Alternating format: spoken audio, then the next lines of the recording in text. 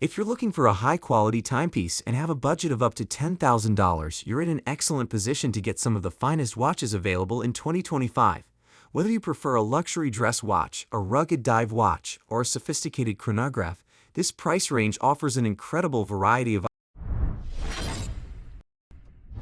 The Grand Seiko Evolution 9 GMT is a testament to the brand's dedication to creating exceptional timepieces.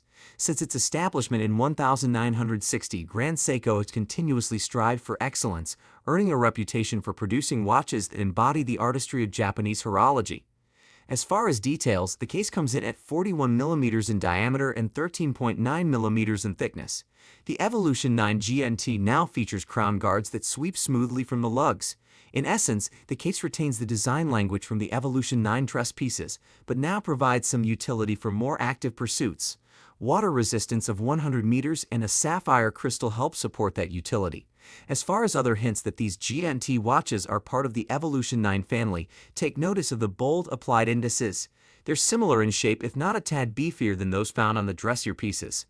No matter which of the Grand Seiko Evolution 9 GMT models interests you, the cases come in high-intensity titanium with a matching bracelet that includes a push-button release. Additionally, there's a fixed titanium 24-hour external bezel with black numerals. When looking at the dials, the power reserve indicator is prominent yet smooth in its execution. That tells us that these watches are powered by a spring drive movement.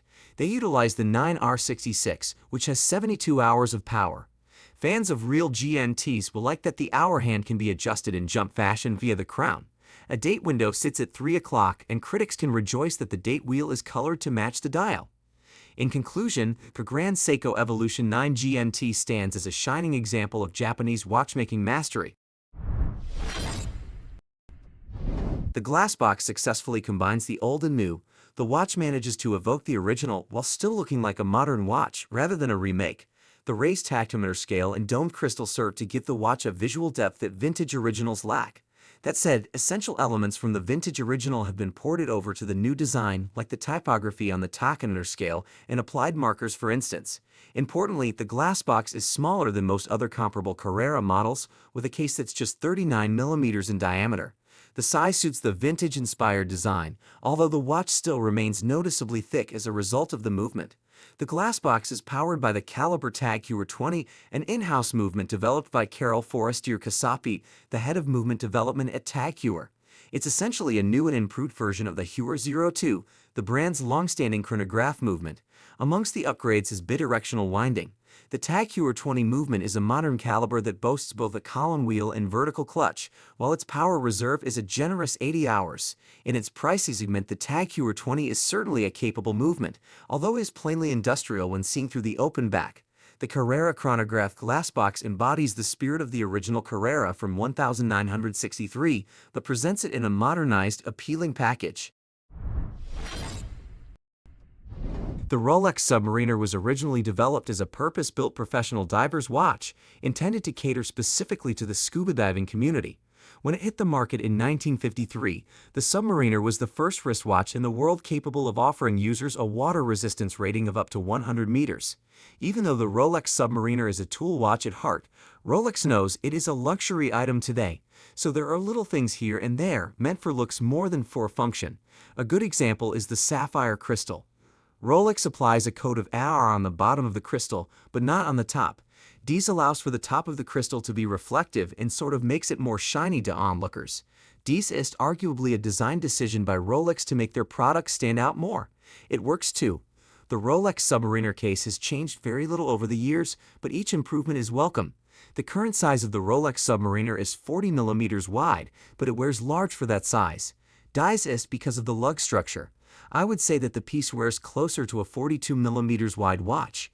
Originally designed as a commercial diver's watch in the 1950, the Rolex Submariner today has a water resistance of 300 meters and a design that is incredibly similar to the original. The Rolex Submariner is powered by the brand's self-winding Calibre 3135 movement. Like other modern Rolex movements, the Calibre 3135 is designed and built entirely in-house by Rolex and is designed for precision and reliability above all else. The ORIS Big Crown PROPILOT X Calibre 115 is a distinctive addition to the brand's aviation-inspired PROPILOT collection. ORIS's commitment to both tradition and contemporary design is evident in this timepiece, reflecting the brand's independence and passion for craftsmanship. At a diameter of 44 millimeters, the PROPILOT X is big, and it looks like that. If worn on a small wrist, it could look awkward, but the case is comfortably thin 12.5 millimeters, and the PROPILOT X is one of those watches that comfortably nestle to your wrist. The usage of titanium as a material for the complete case and bracelet results in a watch that is much lighter than it looks. The PROPILOT X and the in-house Calibre 115 work hand in glove as the case of the watch was designed and built around the movement itself. The manual Win Calibre 115 is left mostly galvanized and in varying shades of gray with gears breaking it up here and there. Really, the entire point of having this open-worked movement is to show off that barrel and mainspring at 12 o'clock. As the mainspring unwinds, the non-linear power reserve indicator gradually moves downward past the unevenly spaced days. The lower the power reserve gets, the more space those days get on the indicator.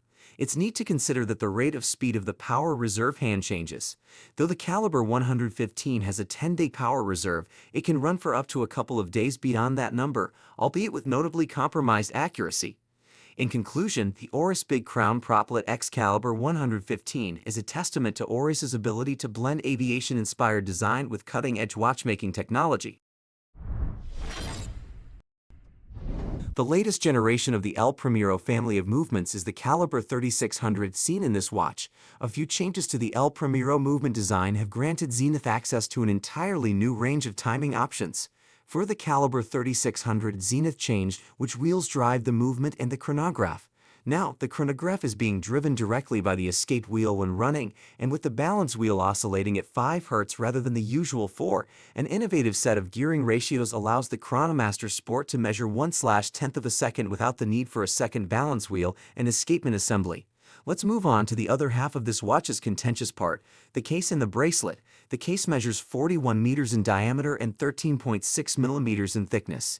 It was a comfy size to wear and fitted my larger wrists well.